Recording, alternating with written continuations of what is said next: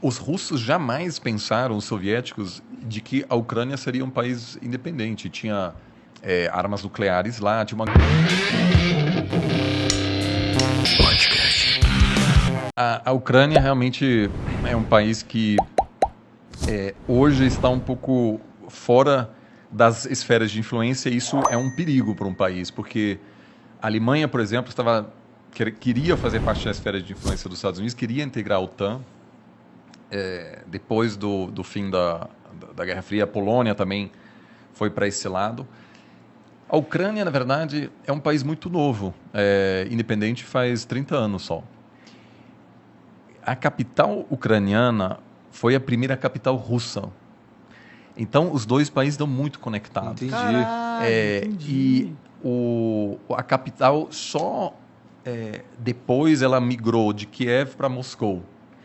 Então, o Putin sempre fala, não, a Ucrânia não é um país independente, somos irmãos. E, de fato, muitos líderes...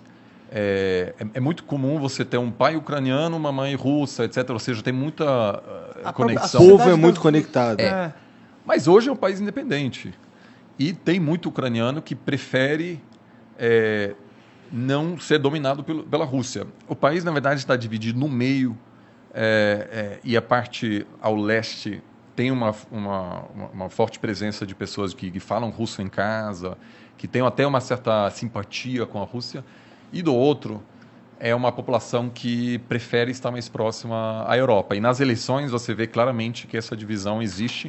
E ao longo dos últimos anos sempre teve um pouco um presidente pró-russo e, às vezes, um presidente pró-Europa, pró-Estados Unidos. E, obviamente, as duas potências, por meio de financiamento de campanha, assessoria política, envio de armamentos, etc., busca influenciar esse país que está um pouco exposto nesse momento. Entendi. O que tem de tão legal na Ucrânia para o russo querer tanto aquele território? Cara, cultura, né, mano? Será a capital do país uma época. Mas é só isso? Não tem dinheiro envolvido? Olha, tem a parte cultural, mas, como eu falei,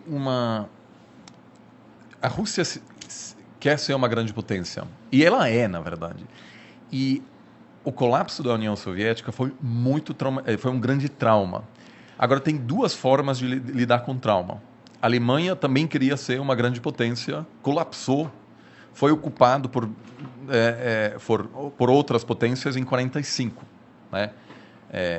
Todos os alemães sabem dessas imagens dos russos e americanos chegando em Berlim, na capital. Poucos anos depois do Hitler prometer controlar toda a Europa. E a Alemanha contentou-se com um outro papel. Hoje a Alemanha é uma potência pacifista. O exército da Alemanha é muito pequeno. Quando a Alemanha foi chamada para participar da guerra no Afeganistão, eles toparam, mas depois se deram conta que não havia avião de transporte para levar as tropas para o Afeganistão. Ou seja, não tem umas forças armadas sérias. Nenhum general dá pitaco na política alemã, ninguém quer saber. E a Alemanha gostaria de deixar os assuntos mais tensos militares para outros países. Então, eles não querem mandar... Então, houve aí uma mudança que a população alemã aceitou que o plano de dominação mundial fracassou, ainda bem. E também porque não tinha outra escolha, estava ocupado. Aceitou que a partir de agora a Alemanha seria talvez uma potência econômica, mas jamais uma potência militar. A Rússia também passou por um processo de colapso, de muita humilhação. Era uma grande potência e o Gorbachev, que iniciou o processo de abertura, depois basicamente decretou o fim da União Soviética, é visto como um cara que, enfim, deixou um legado terrível, né? Porque o experimento democrático na Rússia fracassou. O início dos anos 90 na Rússia foi um caos total, um caos horrível. Tem um amigo russo mais velho que esteve na Venezuela recentemente, que atualmente é um país meio anárquico também. Ele falou, olha, esse aqui é igual Moscou em 93. Muita grana, zero polícia na rua, não tem regra. Havia muita máfia, era perigoso mesmo, havia assassinato de empresário, jornalista, era um caos de político. E aí veio o Putin e falou, gente, vamos reerguer essa nação. Porque o sucessor do Gorbachev era o Yeltsin, que era um alcoólatra, que inclusive tem um momento chave quando ele encontra o Clinton e tem uma conferência de imprensa e o Yeltsin tá bêbado naquele momento e faz piada, etc. E assim, o Clinton ri na cara dele. E para os russos é horrível, cara. Era uma grande potência nuclear, muito respeitada, temida no mundo. E aí vem um palhaço lá que está entregando toda a Europa Leste para os americanos. Aí o Putin vem e diz, chega com isso, vamos nos reconstruir. E apesar do russo médio ser... Desculpa a minha ignorância, mas como é que o Yeltsin sai e entra o Putin? O Yeltsin, na verdade, escolhe o Putin como sucessor e o Putin inicialmente ganha a eleição nos anos 90 e assume o poder em 99. E aí, aos poucos, ele encerra o experimento democrático na Rússia. Hoje não tem uma oposição séria, várias lideranças da oposição foram assassinadas, alguns super perto do parlamento. Mas o Putin, eu até diria hoje, numa eleição livre, talvez até ganharia, porque... Ele é popular lá. Trouxe ele o popular, respeito. uma das primeiras coisas que ele fez é adotar novamente o hino da União Soviética, né? Ou seja, uma pessoa que diz, olha, a Rússia merece ser uma grande potência e, portanto, a gente precisa de segurança nas nossas fronteiras. Então, quando você pergunta por que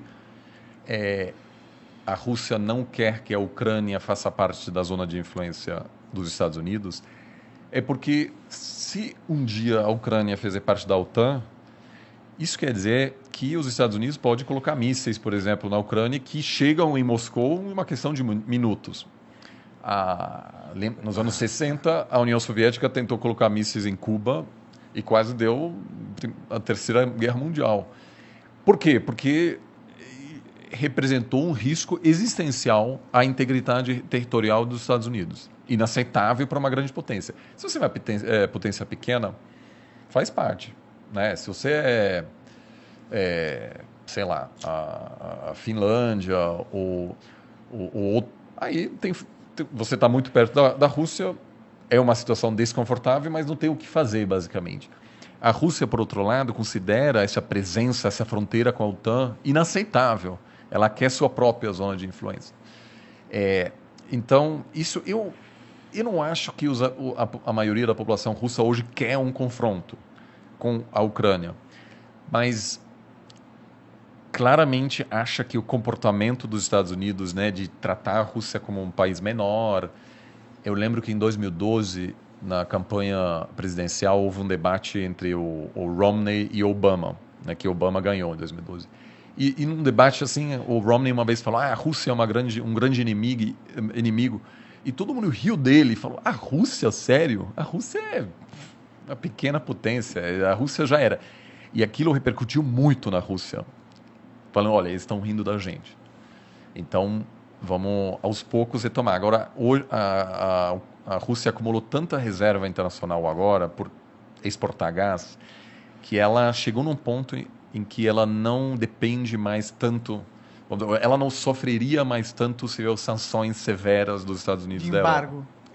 Porque ela vende muito gás para a China. Caixa, tem dinheiro em algum 600 lugar. bilhões. Então, sanções seriam muito ruins para a Rússia, mas não quebraria o banco. Ele usaria esse fundo de 600 bilhões para... E aí, então, o fato disso acontecer agora não é coincidência. Agora, a Ucrânia tem uma base industrial importante. Os russos jamais pensaram, os soviéticos, de que a Ucrânia seria um país independente. Tinha armas nucleares lá, tinha uma grande indústria que é fundamental para a União Soviética. E tem uma região que produz muito trigo. A Rússia é responsável por 1/3 da exportação de trigo do mundo, então é uma superpotência. E com a mudança climática, cada vez mais terras na Rússia podem ser utilizadas para a agricultura, que antigamente que interessante, era congelado permanentemente, e agora, com essa mudança, a Rússia vai se tornar um grande exportador de grãos. Agrícola, né? Porque a Sibéria, tudo isso está aos poucos... A gente se fode com isso, porque vai ficar mais quente, aqui talvez vai ter lugares onde não vai... O Brasil pode ser um dos grandes perdedores, porque o padrão de chuvas já muda, né? E toda a produção agrícola brasileira precisa das chuvas da Amazônia. Então, se você tem um colapso lá, afeta a economia brasileira.